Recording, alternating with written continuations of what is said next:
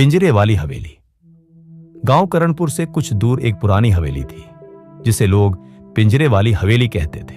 किसी को नहीं पता था कि इसका नाम ऐसा क्यों पड़ा, लेकिन एक डरावनी बात सबको पता थी। जो भी उस हवेली में गया वो कभी वापस नहीं आया। गांव के बुजुर्ग कहते थे कि हवेली के अंदर एक कमरे में लोहे का पिंजरा रखा है और उस पिंजरे में कुछ ऐसा बंद है जो इंसान नहीं है।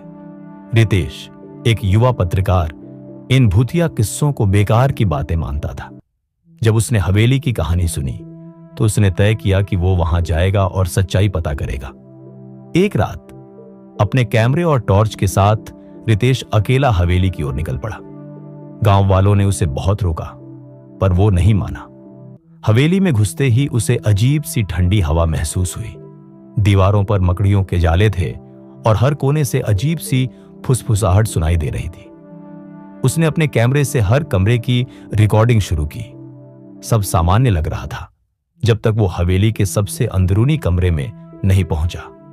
वहां एक बड़ा सा लोहे का पिंजरा रखा था। पिंजरे में कोई नहीं था, लेकिन उसके चारों ओर जमीन पर गहरे नाखूनों के निशान थे, जैसे कोई जानवर छटपटा रहा हो।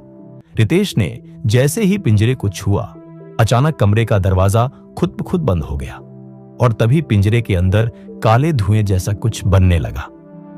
वो धुआं धीरे धीरे एक औरत की शक्ल में बदल गया। लंबे बाल, काले कपड़े और लाल चमकती आंखें। तू आ ही गया, वो बुदबुदाई। अब तू भी यहीं रहेगा बाकी सबकी तरह। रितेश की टॉर्च बंद हो गई। अब केवल कैमरे की रिकॉर्डिंग में ही सब दिख रहा था। उस औरत की चीख से दीवारें हिलने लगीं। रितेश ने जान बचाने के लिए खिड़की तोड़ने की कोशिश की, लेकिन वो जमी हुई थी, जैसे कोई अदृश्य ताकत उसे पकड़कर रोक रही हो। तभी हवेली की दीवारों से खून टपकने लगा। चारों तरफ से आवाजें आने लगीं, छोड़ दो, छोड़ दो, हमें आजाद करो। रितेश की सांसें तेज हो गईं।